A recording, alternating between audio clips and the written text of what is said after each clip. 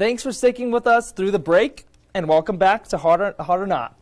I will start it off with my biggest hot take so far.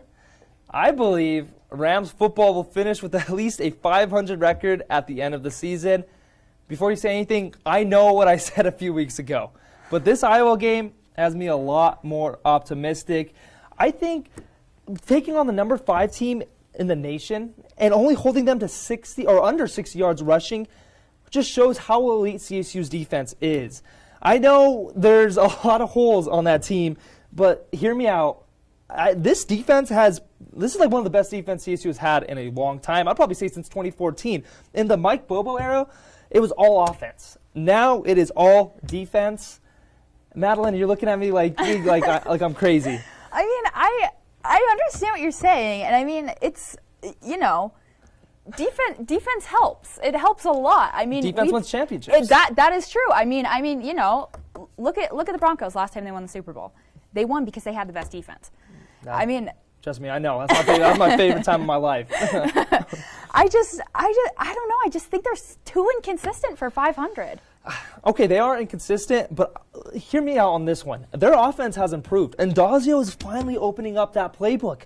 Having 2 run plays up the middle, then a rollout to McBride was so one-dimensional, and I think Adazio finally got it together. They're throwing QB draws in there, and it kind of threw off a good Iowa's defense off. I think Iowa, they're number 5 team in the nation.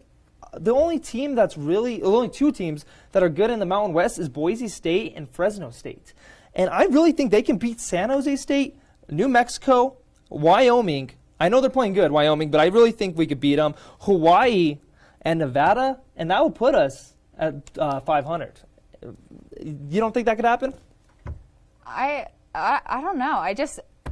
My thought is, what if people get hurt?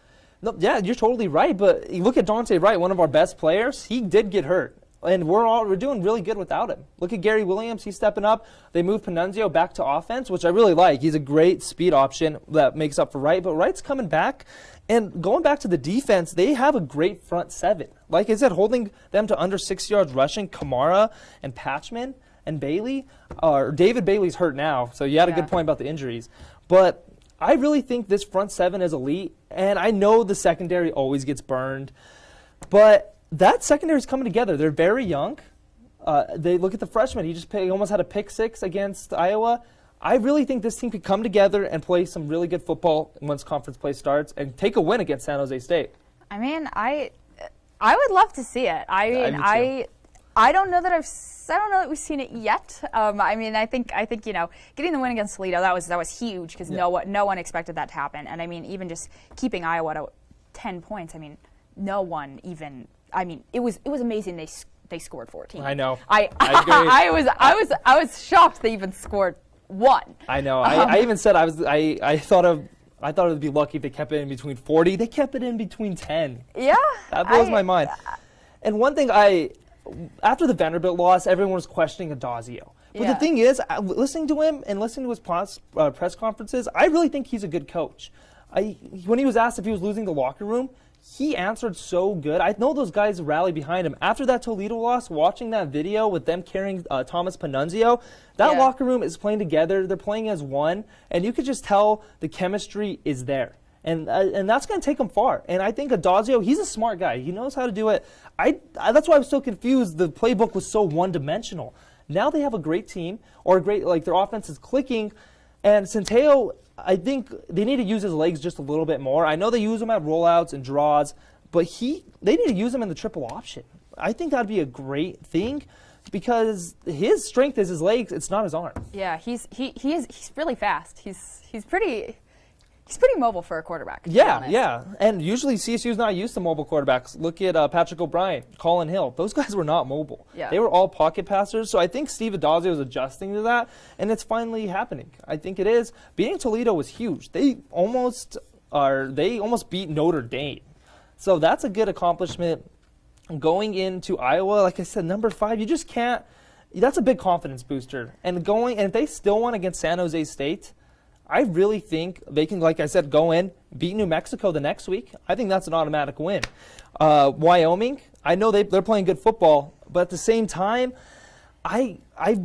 CSU plays so well against Wyoming, and I think the Boots staying in Fort Collins and Hawaii, they're not playing as well. The only losses I really see is from like Boise State, maybe Utah State, but I think they could still win on Utah State too. Yeah, I think the Utah State is going to cut. It could go either way. Yeah. It just depends on the day. I totally agree. But yeah, like I said, that front seven is so good, and their defense is so I'm really excited for their defense, and I think that's what's going to carry them to a 500 record. Okay. I hope you're right. Well, unlike Brendon, my hot take this week is actually somewhat attainable. I think that the women's volleyball team here at CSU will have yet another winning season and go back to being nationally ranked. Brendon, what are your thoughts? Okay, I agree on the winning season part. I think that's possible, but the nationally ranked, that's just as far as a reach as the winning season.